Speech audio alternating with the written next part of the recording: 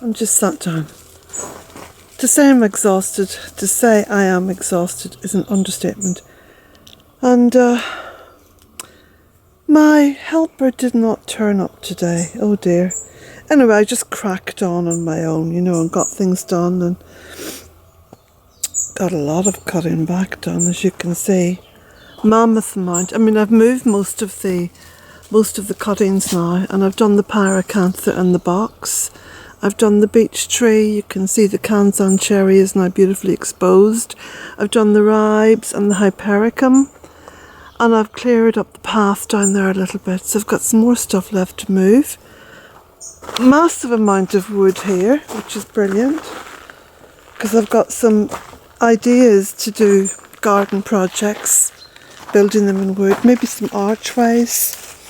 So I'm looking forward to that. I've also cleared up over here, cleared the path through and cut back some of the dogwood and whatever. So I've made a really good start, and for that I'm pleased. So today is Friday the 13th, which is, for those of you who know all about Bealtaine Cottage, is a completely magical day.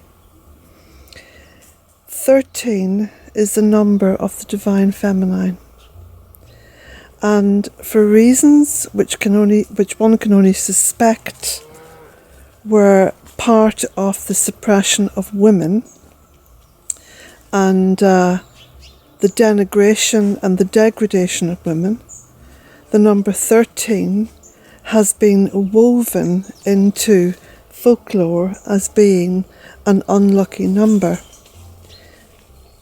It is not. And I'll give you a few reasons why it is not.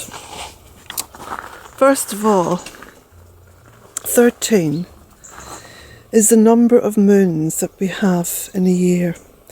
Now, again, we're living in a completely false dichotomy that we have just taken for granted is life as we know it. It bears very little relation to life, because everything that is of the earth has been taken and contorted and twisted and turned into superstitious nonsense and religious dogma and so on and so forth. I mean, it's actually quite twisted when you think of it. It's very twisted.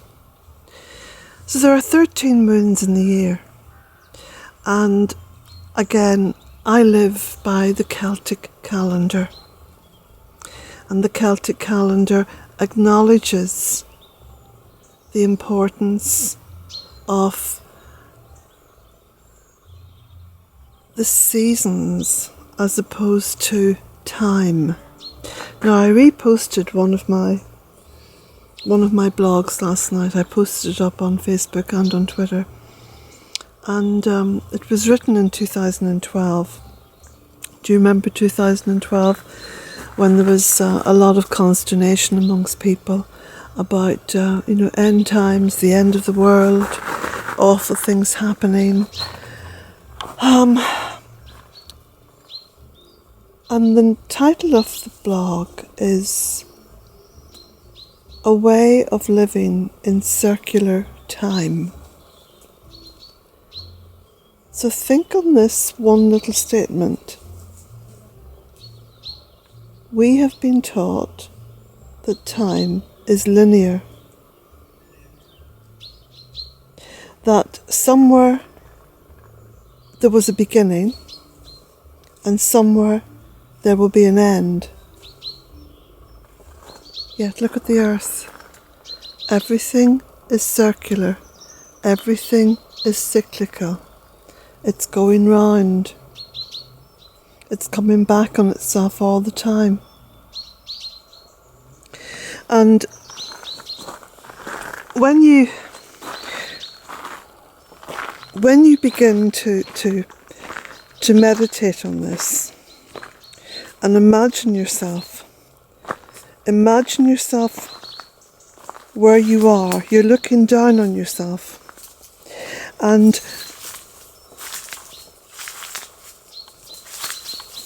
you're drawing back.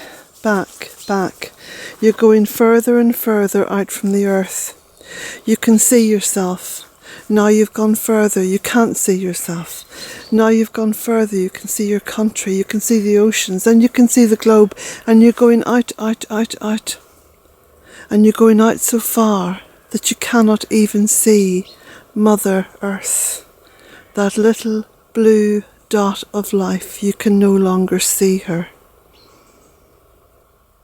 Keep going. Keep going. Keep backing up.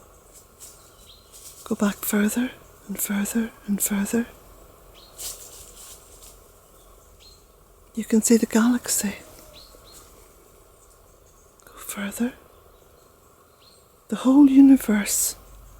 But now you're leaving the universe. Where are you going to now? Go out further and further. You keep going. Keep going. Now think of the arrogance of man. We have the audacity to even assume that we know who we are, what this place is, what it's all about, that time started somewhere and it's in a line and it's going to finish somewhere. But look around you out there in that multiverse now. It's all circular. You can't see the edge of it. You can't see the end of it. We're peering through telescopes. We're trying to understand. Oh, we're finding black holes. And we're coming out with wonderful statements about what all this does and what it all means. We know nothing. We know nothing.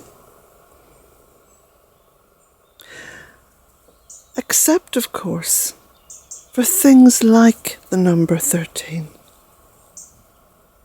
A woman has 13 menstrual cycles each year.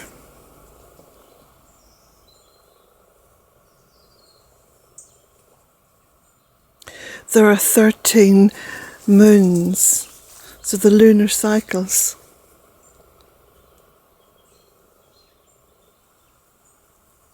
"13" for me is a sacred number. It should always have been a sacred number. What kind of humankind wanted to spend time and energy denigrating what is sacred?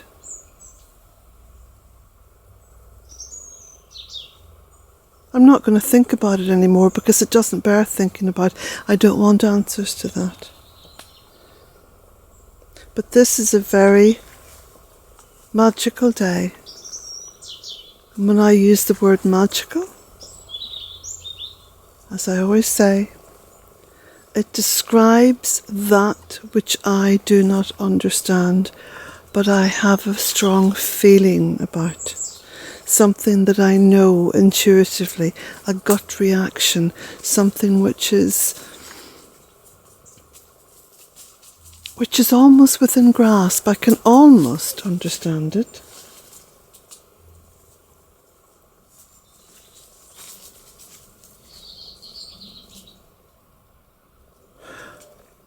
We insist upon living outside of the magical. That's a measure of our own arrogance.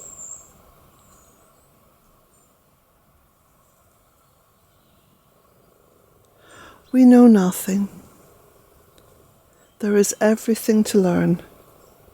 Life is a journey. It's an evolution.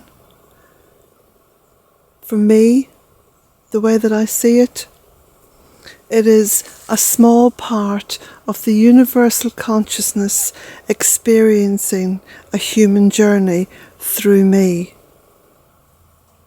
through each one of us. What we make of the human journey feeds back into the universal consciousness. We have been evolved to be the eyes and the ears and the senses for the human consciousness. What is it that we're feeding back into it? Into her, into him? What is it?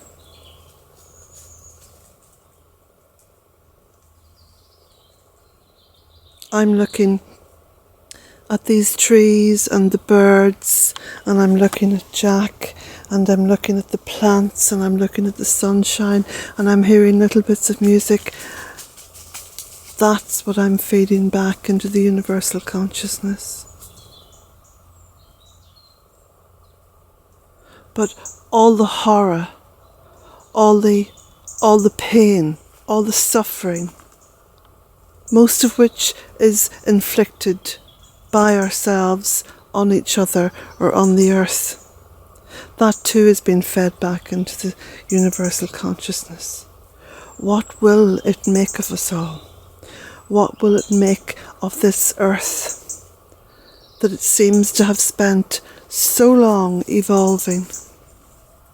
That's how I see the world, and that is what I'm thinking about today. On Friday the 13th, there's a full moon in Pisces. So all the constellations above us, the precession of the equinoxes, all this incredible energy that's spiraling and moving around us, all of that has an effect on us. We are naive to think that it hasn't.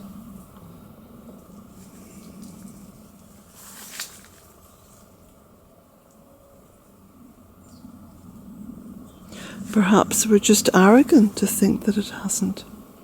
Either way, we close ourselves off to the experience of life. I read today that the next time the full moon will be in Pisces on a 13th day will be 2049. I probably won't be here. More than likely I won't be here. But I wonder if everything that I've experienced here at Bealtaine Cottage becomes part of the feast for the universal consciousness. Perhaps becomes something to assuage the horrors and the terrors that we've inflicted upon ourselves and each other, which has gone back to that consciousness. Some describe the consciousness as God. I mean, it doesn't really matter what names we give it.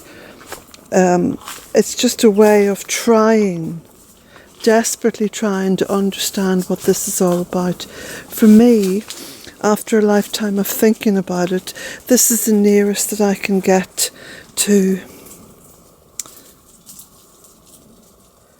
a sense of knowing. So, it's been a wonderful day. It continues to be a wonderful day. There's going to be a beautiful full moon tonight. It's a special time.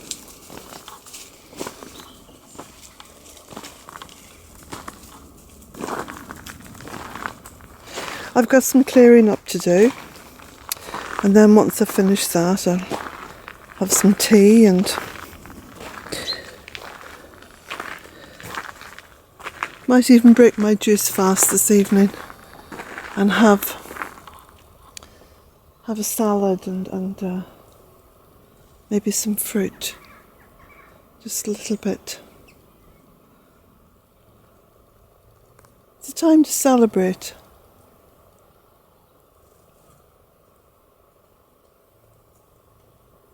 Blessings to you all.